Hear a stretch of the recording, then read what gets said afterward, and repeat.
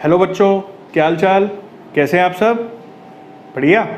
तो बेटा last lecture में हम लोगों ने रियल नंबर्स के बारे में पढ़ा था। हमने समझा था रियल नंबर्स किसको कहते हैं। हमने इक्विलिट्स डिवीजन लेमा को भी पढ़ा था और उस पर बेटा हमारी एक्सरसाइज 1.1 बेस्ड थी। ठीक है, मैं उम्मीद करता हूँ आप सब बच्चों ने एक्सरसाइज 1.1 कर ली होगी और सबकी एक्सरसाइज 1.1 अच्छे से ख़त्म भी हो गई होगी। पर स्टिल मेरे को नहीं पता कि कितने बच्चे जेन्युइनली मुझसे सच बोल रहे हैं, कितने बच्चे जेन्युइनली मुझसे झूठ बोल रहे हैं। ठीक है, झूठ भी जेन्युइन होता है। ठीक है, तो बेटा ये जो एक्सरसाइज है ये मैं पूरी सॉल्व कर रहा हूँ, एक्सरसाइज 1.1। ठीक है, तो सारे सॉल्यूशंस हम लोग देखेंगे एक एक करके। ठीक है, शायद 5 क्वेश्चंस हैं और अच्छे से देखेंगे, अच्छे से समझ लेंगे। जिनका बेटा सॉल्व हो गया है वेल एंड गुड, बहुत बढ़िया, अच्छी बात है बेटा, शाबाश। ठीक है, जिन बच्चों का नहीं हुआ है, ठीक है, वो एक बार यहाँ पे बोर्ड पे ध्यान से देखें और मैं 5-6 क्वेश्चंस के आपको आंसर दूंगा। मेरे हिसाब से 5 क्वेश्चंस ही होंगे, ज़्यादा नहीं है। ठीक है, तो बेटा मैं क्वेश्चंस देखने के लिए अपने मोबाइल फ़ोन का यूज़ कर रहा हूँ।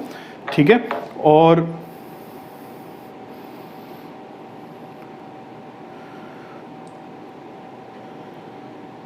इसको हम कर देते हैं साइलेंट।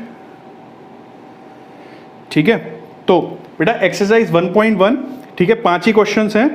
तो जो पहला क्वेश्चन है एक्सरसाइज 1.1 का, एक्सरसाइज 1.1, ठीक है, जो बेटा फर्स्ट क्वेश्चन है एक्सरसाइज 1.1 का, वो बेटा बहुत सिंपल क्वेश्चन है, उसमें 3 पार्ट्स हैं।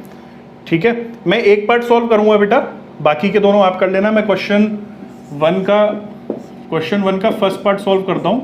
ठीक है, आपको आइडिया लग जाएगा कि कैसे होगा, आगे फिर आप कर लेना, बहुत इजी सा क्वेश्चन है।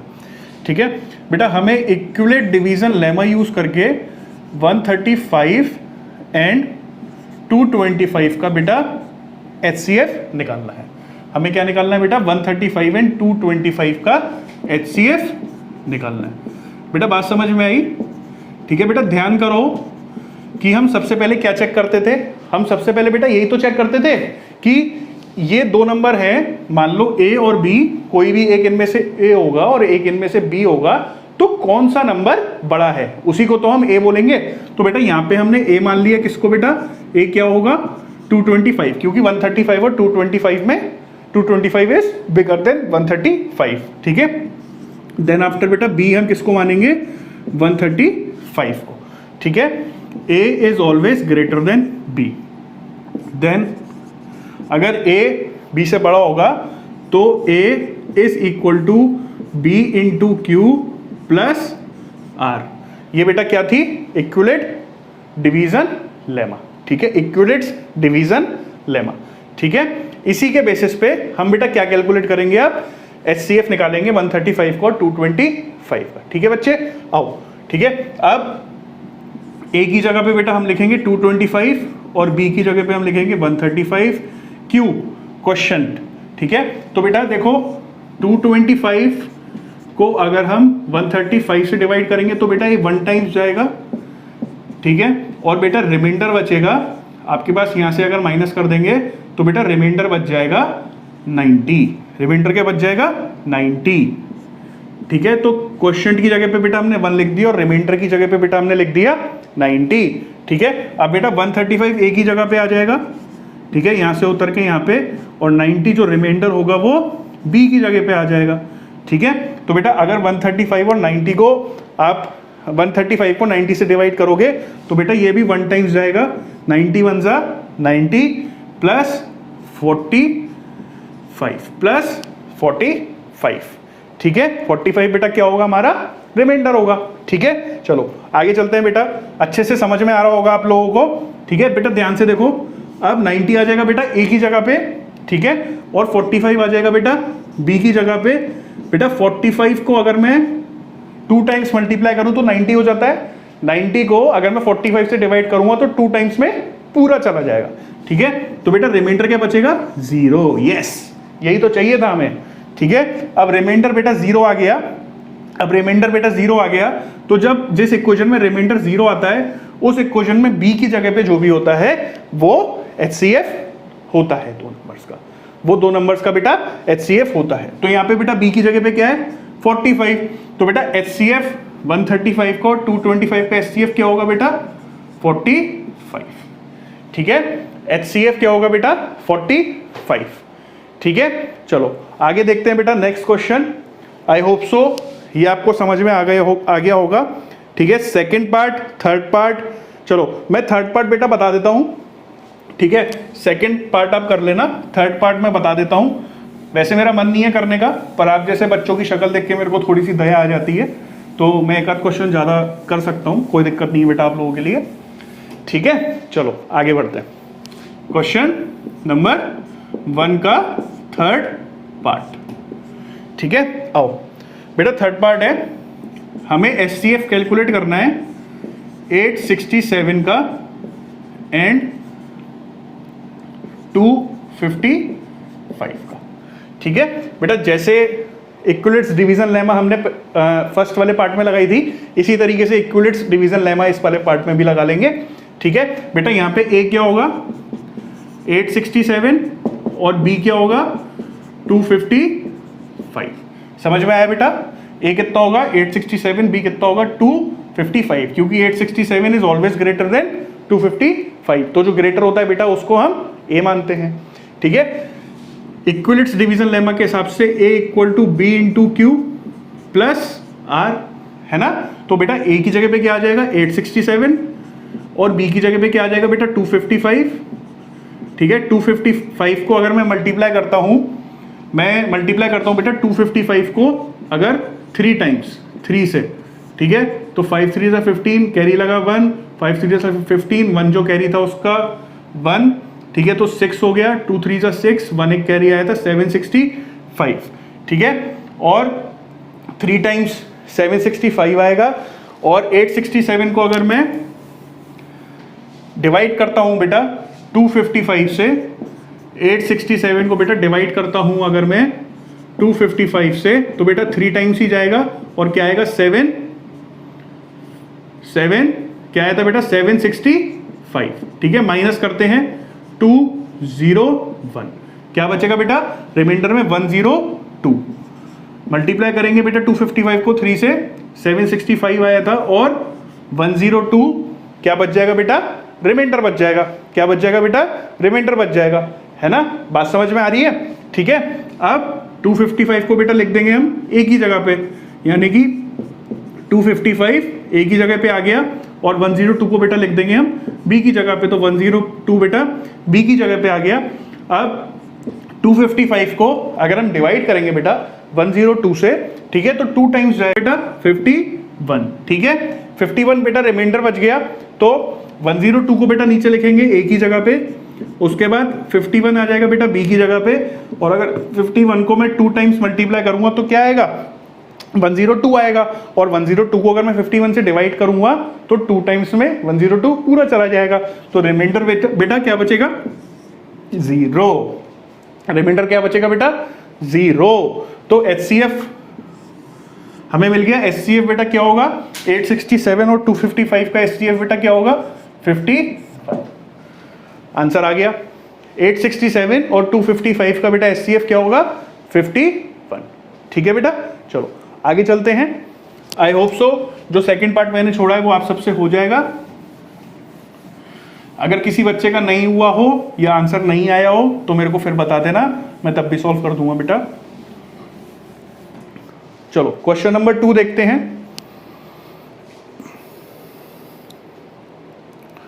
क्वेश्चन नंबर 2 क्या कह रहा है पहले ये समझते हैं। Show that any positive odd integer is of the form of 6q + 1 और 6q + 3 और 6q + 5 where q is some integer. बहुत बढ़िया, इस तरीके का एग्जाम्पल भी हमने किया था, ठीक है। तो बेटा क्या है पॉजिटिव ऑड इंटीजर, ठीक है।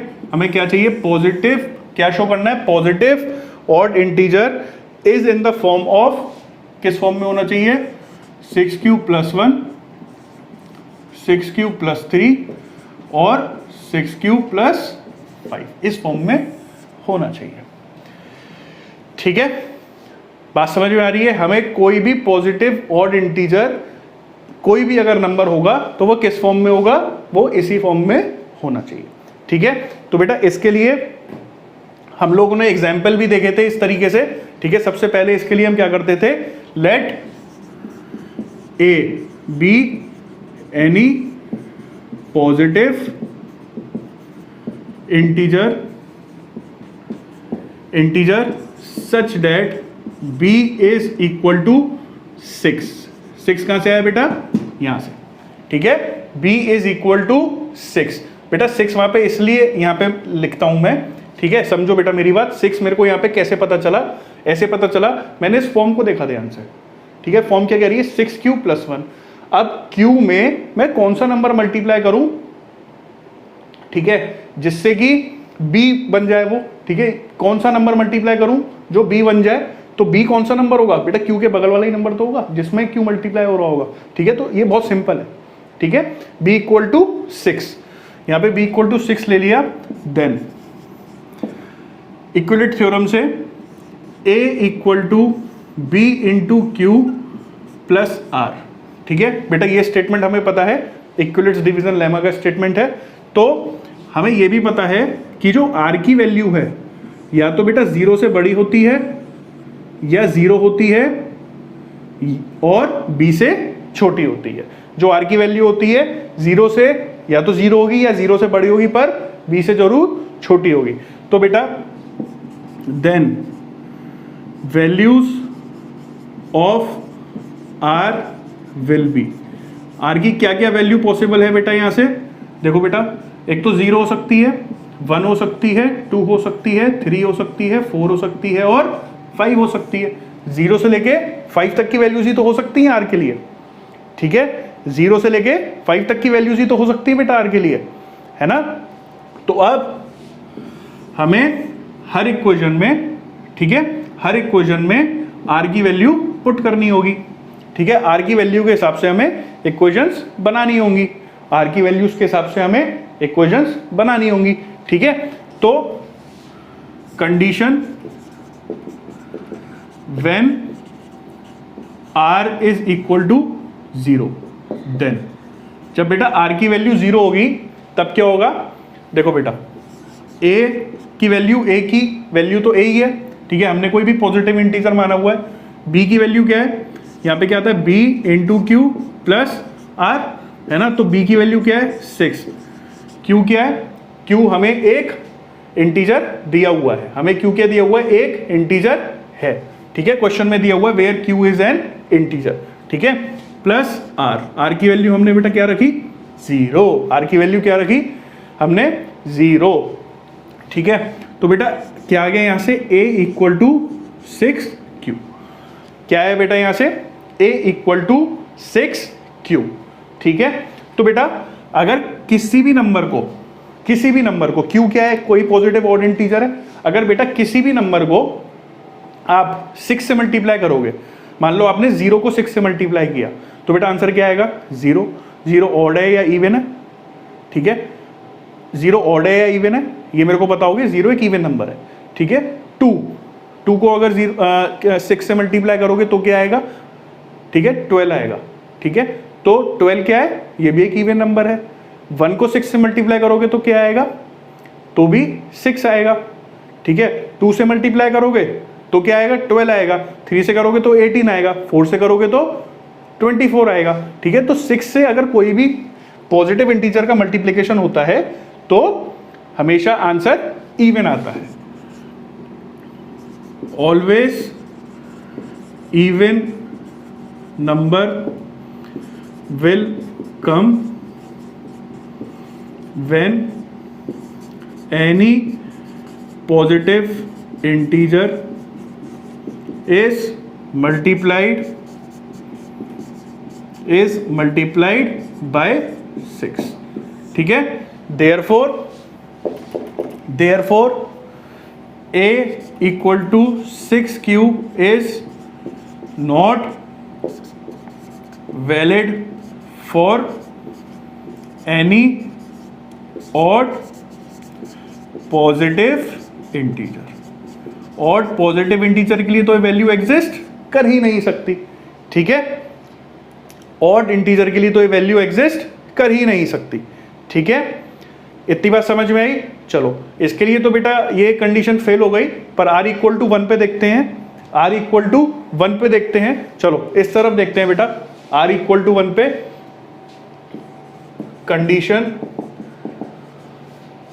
Condition when r is equal to 1, जब r की वैल्यू बेटा हम 1 रखेंगे इक्वेशन में तब क्या होगा?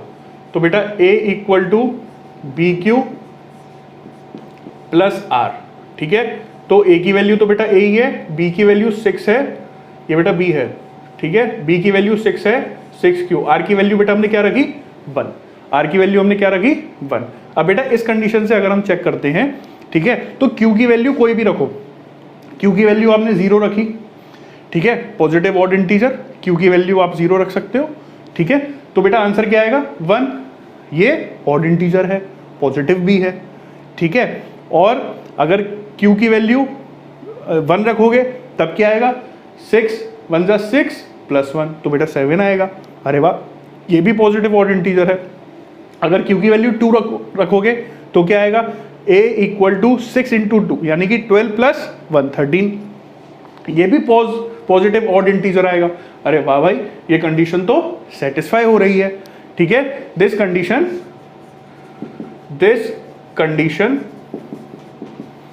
Is satisfied for any positive odd integer, ठीक है। This condition is satisfied for any positive odd integer. देखो बेटा a equal to 6q plus 1 is satisfied, a equal to 6q plus 1 is satisfied, ठीक है बेटा। अब r की value हम 2 पुट करते हैं, r की वैल्यू हम 2 पुट करते हैं, ठीक है। तो बेटा जब r की वैल्यू, देखो यहाँ पे ध्यान से, मैं 0 को चेंज कर रहा हूँ, r की वैल्यू जब 2 पुट करूंगा तो बेटा इक्वेशन क्या हो जाएगी? a equal to 6q plus 2, a equal to 6q plus 2, ठीक है। तो बेटा अगर यहाँ पे देखो बेटा इवन इंटीजर आ रहा था ना, 6a इक्वल टू 6q में इवन इंटीजर आ रहा था ना, तो बेटा कोई भी इवन इंटीजर में अगर 2 मल्टीप्लाई करोगे तो फिर से वो इवन इंटीजर ही आएगा। एग्जाम्पल देखो, a equal to 6q, q की जगह पे हम रख देते हैं 0, तो 0 प्लस 2 2 आएगा, इवन इंटीजर। अब q की जगह पे बेटा 1 रखते हैं, 6 इंटू 1 इक्वल टू 6 प्लस 2 8 आएगा, फिर इवन इंटीजर आएगा। तो इवन इंटीजर के लिए ये कंडीशन सेटिस्फाई नहीं हो रही, तो a equal to 6q plus 2 is not valid for any odd positive integer. 6q plus 2 की जो कंडीशन होगी तो ये भी हमारे लिए वैलिड नहीं होगी, वैलिड नहीं होगी, ठीक है। अब बेटा यहाँ पे देखो r इक्वल टू 1 था, अब यहाँ पे r इक्वल टू 3 रखते हैं, r इक्वल टू 3 रखते हैं, तो बेटा यहाँ पे क्या आ जाएगा? a equal to 6q plus 3, a equal to 6q plus 3। अब बेटा जरा सोचो, a equal to 6q even आ रहा था, a इक्वल टू 6q क्या आ रहा था? इवन इंटीजर आ रहा था, है ना, ठीक है। अब इस इक्वेशन में q की वैल्यू जरा 0 पुट करो। अगर किसी इवन नंबर में आप 3 का प्लस करोगे, 3 का एडिशन करोगे तो बेटा क्या आएगा? हमेशा एक ऑड नंबर आएगा, ठीक है। देखो बेटा 6q, q की जगह 0 रखो, ठीक है। 6 इंटू 0 क्या हो गया? 0 हो गया, प्लस 3, देखो ऑड इंटीजर आया, ठीक है। अब 6q की वैल्यू 1 कर दो तो 6 1 जा 6 प्लस 3, फिर ऑड आया, ठीक है। 6q की वैल्यू बेटा 2 रख दो, 6 इंटू 2 12 प्लस 3 15, फिर ऑड आया। इसी तरीके से आप देखो तो हमेशा ऑड नंबर आएगा। तो this condition is satisfied for any positive odd integer. तो बेटा 6q प्लस 3 भी एक पॉजिटिव ऑड इंटीजर के लिए कंडीशन सेटिस्फाई होती है, ठीक है। अब तो हमने 0 के लिए चेक कर लिया, 1 के लिए चेक कर लिया, 2 के लिए चेक कर लिया, 3 के लिए चेक कर लिया। अब बेटा 4 के लिए चेक करते हैं, आओ बेटा जरा 4 के लिए भी चेक कर लें, ठीक है। तो 6q प्लस 4 हो जाएगा, 6q प्लस 4 हो जाएगा जब r की वैल्यू 4 होगी। तो बेटा जरा दिमाग लगाओ, अगर कोई इवन वैल्यू है, अगर कोई इवन वैल्यू है, इवन वैल्यू में आप 4 प्लस कर रहे हो, इवन वैल्यू में आप 4 को प्लस कर रहे हो, तो बेटा क्या होगा, 0 में अगर 4 को प्लस करोगे तो बेटा क्या होगा, 4 आएगा, फिर से इवन आएगा, ठीक है। अब 6 में अगर 4 को प्लस करोगे बेटा क्या आएगा, 10 आएगा, वो भी इवन आएगा। तो ये कंडीशन 6 प्लस 4 एक पॉजिटिव ऑड इंटीजर के लिए सेटिस्फाई नहीं हो रही, ठीक है। लास्ट रह गया, ठीक है, हमारा 0 सेटिस्फाई नहीं हुआ, ठीक है, 1 सेटिस्फाई हो गया, तो बेटा ये इक्वेशन प्रूव हो गई, ठीक है, पॉजिटिव ऑड इंटीजर के लिए। फिर हमने 2 चेक किया, 2 भी सेटिस्फाई नहीं हुआ, ठीक है। फिर हमने 3 चेक किया, 3 से बेटा ये वाली कंडीशन प्रूव हो गई। हमने फिर 4 चेक किया, ठीक है, 4 पे भी नहीं हुआ। अब आखिरी क्या है, 5, आखिरी क्या बचा बेटा, 5। देखो बेटा, जब हम r की वैल्यू, ठीक है, r की वैल्यू 3 की जगह पे 5 पुट करते हैं, r की वैल्यू 3 की जगह पे 5 पुट करेंगे, तो बेटा दिमाग लगाओ, अगर यहाँ पे q की वैल्यू आप क्या रखोगे, 0 रखोगे, q की वैल्यू क्या रखोगे, 0 रखोगे इस वाली इक्वेशन में, a = 6q + 5 में, तो बेटा 0 + 5 एक ऑड इंटीजर आ रहा है, पॉजिटिव है, कंडीशन सेटिस्फाई हो रही है, ध्यान से देखो, ठीक है। उसके बाद q की जगह पे बेटा 1 रखो, तो क्या आ गया, 6 × 1 + 5 11 आया, ये कंडीशन भी सेटिस्फाई हो रही है, ठीक है। तो 2 रख के देखो, ठीक है, 6q 6 × 2 12 + 5 70, बिल्कुल ठीक, ये भी एक पॉजिटिव ऑड इंटीजर है। तो बेटा हमारी तीनों जो कंडीशंस हैं वो सेटिस्फाई हो गई, हमारी तीनों जो कंडीशंस हैं वो सेटिस्फाई हो गई। तो एक स्टेटमेंट लिख लेते हैं, hence 6q + 1 6q + 3 and 6q + 5 is satisfied for any positive odd integer, ठीक है बेटा, ये कंडीशन हमारी सेटिस्फाई हो गई। आई होप आप लोगों को ये क्वेश्चन समझ में आया होगा, बहुत आसान है, एग्जाम्पल में भी किए थे बेटा हम लोगों ने बहुत सारे ऐसे क्वेश्चन, ठीक है। आओ बेटा थर्ड क्वेश्चन देखते हैं।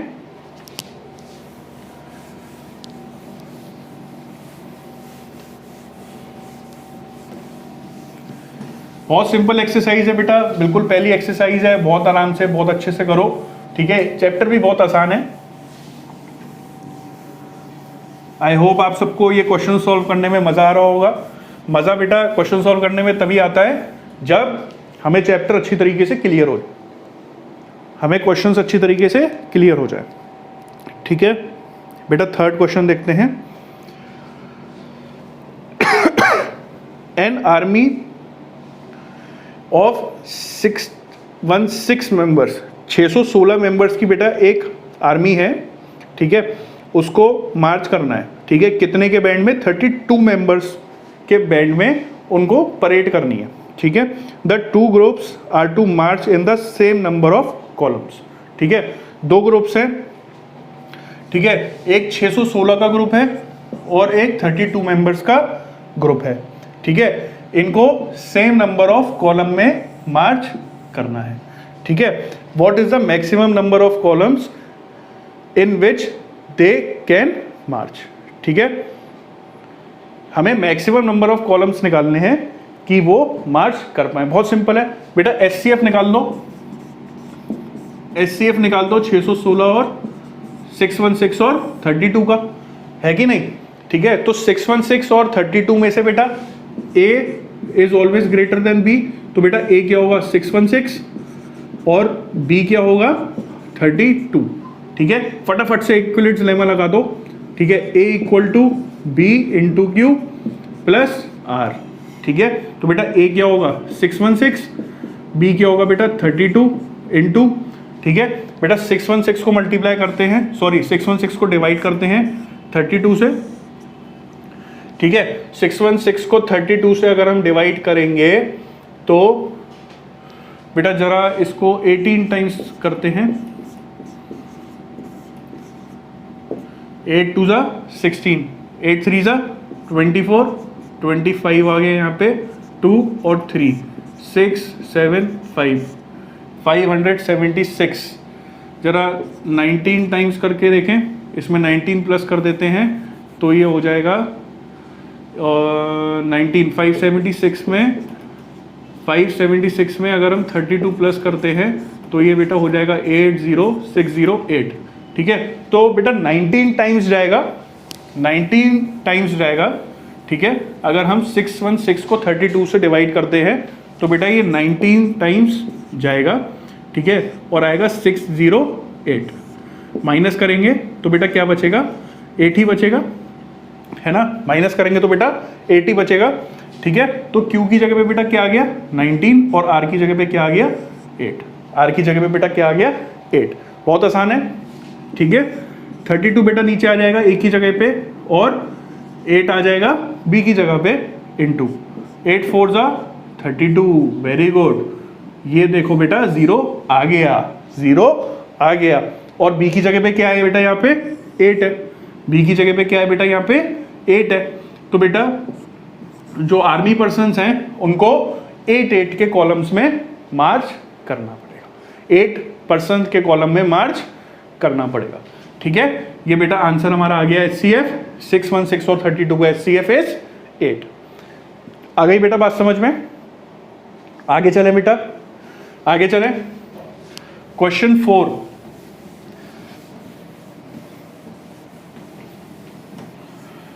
क्वेश्चन 4 देख लेते हैं बेटा। क्वेश्चन 4 एक बार देख लेते हैं बेटा। क्वेश्चन 4 ये कह रहा है, क्वेश्चन 4 ये कह रहा है use Euclid's division lemma to show that square of any positive integer is either of the form of 3m और 3m + 1 for some integer m। ठीक है बेटा, यहां पे देखो क्या कह रहा है, square of any positive integer, किसी भी पॉजिटिव इंटीजर का जो स्क्वायर है वो किस फॉर्म का होगा, 3m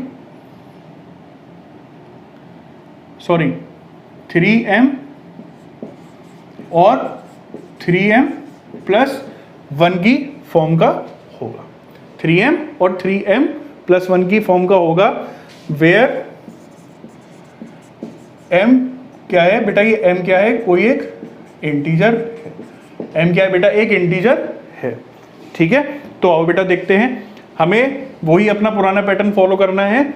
late a be any positive integer, a एक पॉजिटिव इंटीजर होगा सच डेट जब b इज इक्वल टू 3। हमने b को क्या मान लिया, 3 मान लिया। समझ में आया ना बेटा कैसे माना 3, b को हमने यहां से 3 मान लिया। ठीक है, b इज इक्वल टू 3। ठीक है, तो बेटा इक्वेशन क्या होगी, इक्विलेट इक्वेशन लेमा क्या होगी, a is equal to b q plus r. Simple से इक्वेशन लगा दो। ठीक है, ये इक्वेशन तो हमें याद हो गई अब तक, यही इक्वेशन हमें लगानी है। ठीक है, तो बेटा a की जगह पे तो a ही रहेगा, b की जगह पे क्या हो जाएगा 3q और प्लस r। क्या हो जाएगा बेटा 3q प्लस r। तो बेटा r के लिए क्या कंडीशंस बन रही हैं, देखो बेटा r के लिए क्या कंडीशंस बन रही हैं।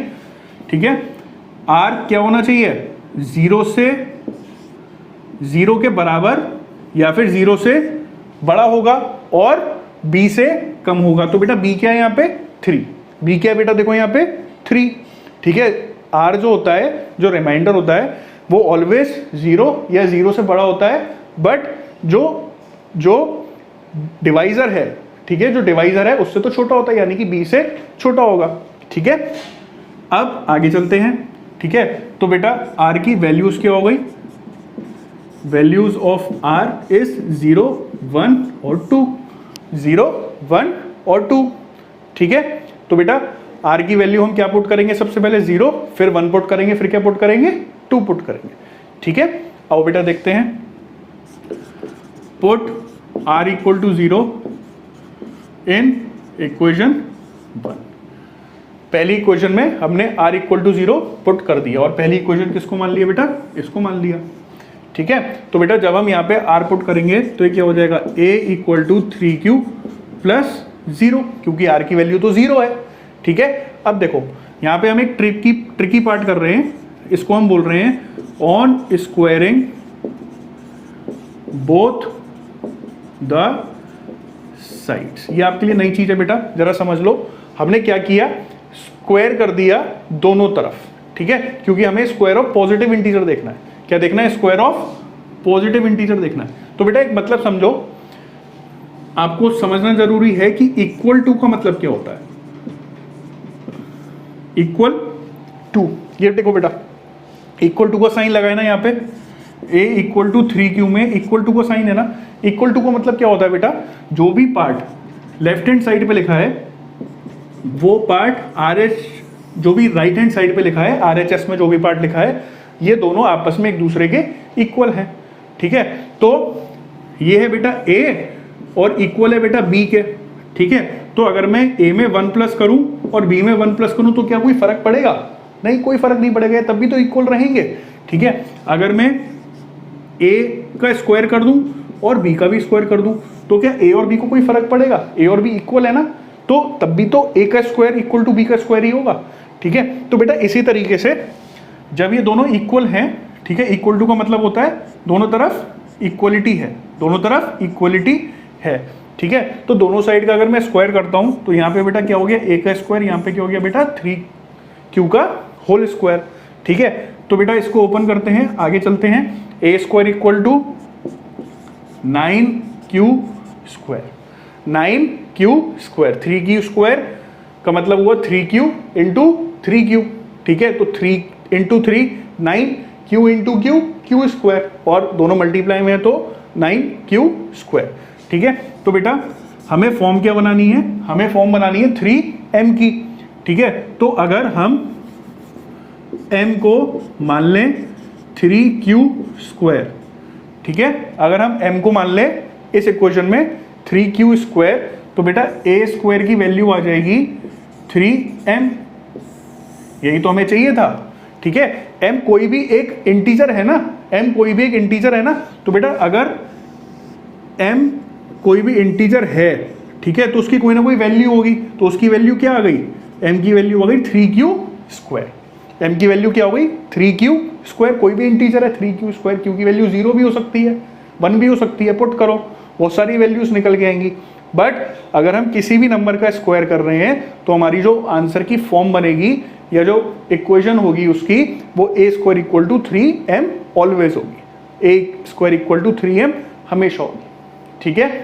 तो बेटा आगे चलते हैं, अब r की वैल्यू 1 पुट करते हैं, r की वैल्यू एक बार 1 पुट करते हैं। तो मैंने बेटा यहाँ पे r की वैल्यू 1 पुट करी, ठीक है। तो बेटा 3q प्लस 1 हो जाएगा यहाँ पे, ठीक है, ये क्या हो जाएगा 3q प्लस 1, ठीक है। अब दोनों साइड स्क्वायर करते हैं फिर से, तो बेटा क्या आ जाएगा a square equal to 3q plus 1 का whole square, a square equal to 3q plus 1 का होल स्क्वायर।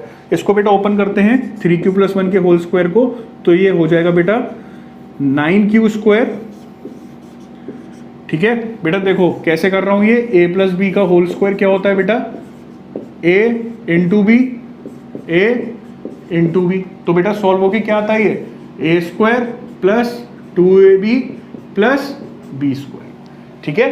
यही तो आता है बेटा, a square plus 2ab plus b square, ठीक है। तो इसी तरीके से बेटा यहाँ पे क्या आ गया, a का स्क्वायर यानी कि 9q square plus twice of 3q into 1, यानी कि बेटा क्या आ गया 6q, और 1 का स्क्वायर तो बेटा 1 ही होता है, 1 का स्क्वायर बेटा क्या होता है 1 होता है, ठीक है। और यहाँ से क्या करते हैं, ठीक है, इस चीज़ को बेटा अलग ले लेते हैं और 1 को अलग छोड़ देते हैं। देखो हम ध्यान दो, हमें 3m प्लस 1 की फॉर्म लेके आनी है, ठीक है। तो 1 तो हमने अलग कर दिया, 1 तो आ गया हमारे पास, अब हमें इसको 3m बनाना है। तो क्या करेंगे बेटा 3 बार कॉमन ले लो, और अंदर क्या बचेगा 3q square plus 2q plus 1, ठीक है। 3q स्क्वायर प्लस 2q को बेटा मान लो m, m क्या है, कोई भी एक इंटीजर है, ठीक है। तो a स्क्वायर में अगर हम m की वैल्यू पुट करेंगे तो बेटा आ जाएगा 3m प्लस 1। देखो यही इक्वेशन तो हमें चाहिए थी, a square equal to 3m plus 1। a क्या बेटा कोई भी एक पॉजिटिव इंटीजर है, पॉजिटिव इंटीजर का अगर हम स्क्वायर कर रहे हैं तो आंसर 3m+1 की फॉर्म में आ रहा है। आंसर क्या आ रहा है? 3m+1 की फॉर्म में आ रहा है। ठीक है, तो बेटा ये दोनों 3m और 3m+1 ये हमने प्रूफ कर दिए हैं। आप चाहो तो बेटा 2 के लिए भी प्रूफ कर सकते हो, कुछ नहीं करना। ठीक है, यहाँ पे 3q+2 हो जाएगा। देखो बेटा r की जगह पे 2 पुट करते हैं। ठीक है, तो a की वैल्यू क्या आ गई? 3q+2। ठीक है, तो बेटा यहाँ पे क्या हो जाएगा? 2 हो जाएगा। और यहाँ पे बेटा एक बार पूरा सॉल्व कर लेते हैं। a² = 3² प्लस a² = 3q+2 का होल स्क्वायर हमें सॉल्व करना है। तो बेटा a² की वैल्यू आ जाएगी 9q² plus twice of 3q into 2। ठीक है, तो 6q इंटू 2 तो हो गया बेटा 12q। ठीक है, 2 का स्क्वायर क्या हो गया बेटा? 4 हो गया। 2 का स्क्वायर बेटा क्या हो गया? 4 हो गया। ठीक है, चलो आगे चलते हैं। 9q² प्लस 12q प्लस 4 को बेटा क्या लिख सकते हैं हम लोग? 3+1 भी तो लिख सकते हैं, है ना, क्योंकि हमें 3m+1 की फॉर्म बनानी है। देखो 1 तो हमें मिल गया, तो अब यहां से क्या करो बेटा? 3 कॉमन ले लो। ठीक है, तो क्या हो गया यहाँ पे? 2q² plus 4q plus 1 plus 1। ठीक है, इसको क्या करोगे बेटा? m मान लो। इसको क्या करोगे बेटा? m मान लो। तो देखो a² = 3m प्लस 1 की फॉर्म बन गई। a² = 3m प्लस 1 की फॉर्म बन गई। तो बेटा ये जो स्क्वायर ऑफ पॉजिटिव इंटीजर है ये किस किस फॉर्म के होते हैं? स्क्वायर ऑफ पॉजिटिव इंटीजर किस किस फॉर्म के होते हैं? 3m और 3m प्लस 1 की फॉर्म के होते हैं। 3m और 3m प्लस 1 की फॉर्म के होते हैं। तो बेटा ये हमने प्रूफ कर दिया है। अब इस इक्वेशन को ये सेटिस्फाई भी कर रहा है, इस इक्वेशन को ये सेटिस्फाई कर रहा है। ठीक है, तो बेटा अब हम अपने लास्ट क्वेश्चन की तरफ बढ़ेंगे जो कि 5th क्वेश्चन है एक्सरसाइज 1.1 का। ये क्वेश्चन और देख लो बेटा। बेटा लास्ट क्वेश्चन 5 देख लेते हैं। ठीक है, देखते हैं क्वेश्चन क्या कह रहा है। क्वेश्चन कह रहा है बेटा use Euclid's division lemma to show that the cube of any positive integer is of the form of 9m, 9m+1 और 9m+8। ठीक है, कोई भी क्यूब ऑफ पॉजिटिव इंटीजर किस फॉर्म का होगा बेटा? किस फॉर्म का होगा?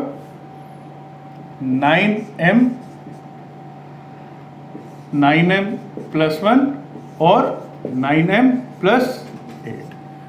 9m+1 और 9m+8। ठीक है, तो बेटा यहां पे करते हैं वही अपना पुराना तरीका। Let a be any positive integer. a को हमने क्या मान लिया बेटा? एक पॉजिटिव इंटीजर मान लिया। सच डेट, ठीक है, such that b is equal to, बेटा यहां पे देखो b को हम 9 भी मान सकते हैं और 3 भी मान सकते हैं। b को हम 9 भी मान सकते हैं और 3 भी मान सकते हैं।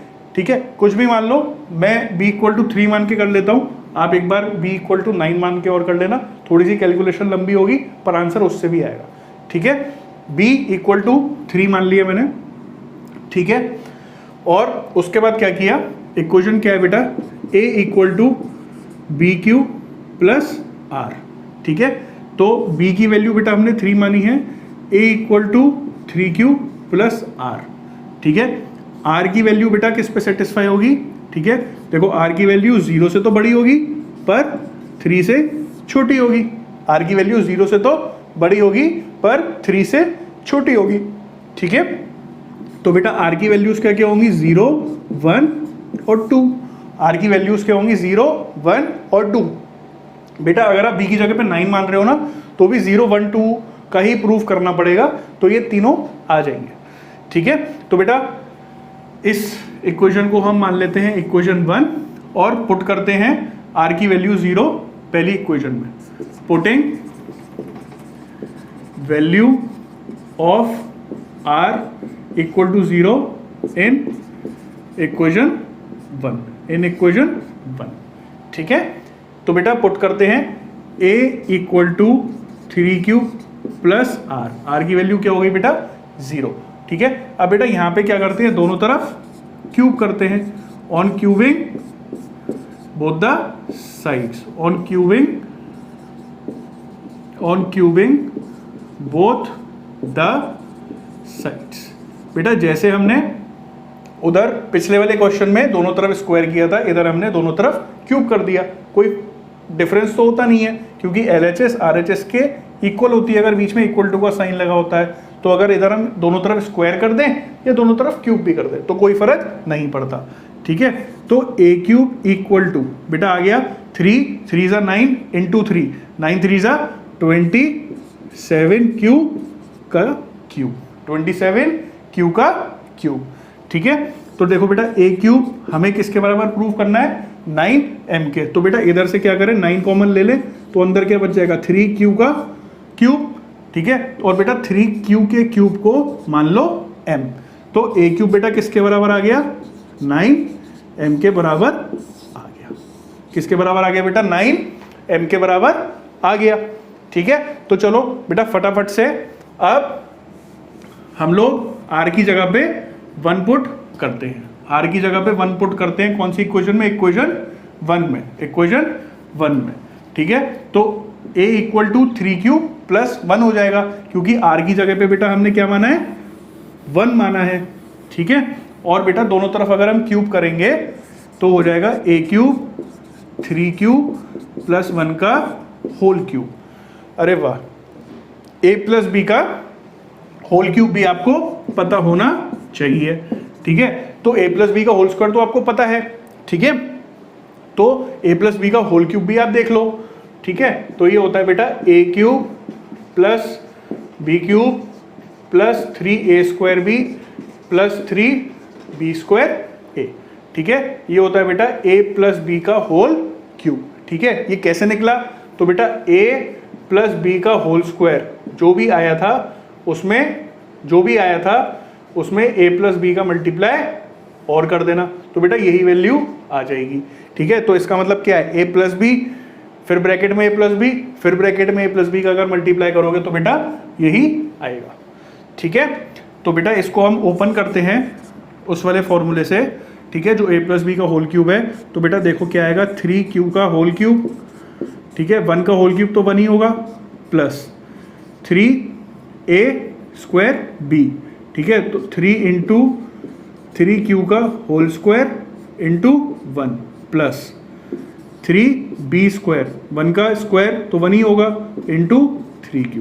ठीक है, तो बेटा इसको एक बार और लिख लेते हैं, a क्यूब हो गया बेटा 3q क्यूब यानी कि 27q क्यूब प्लस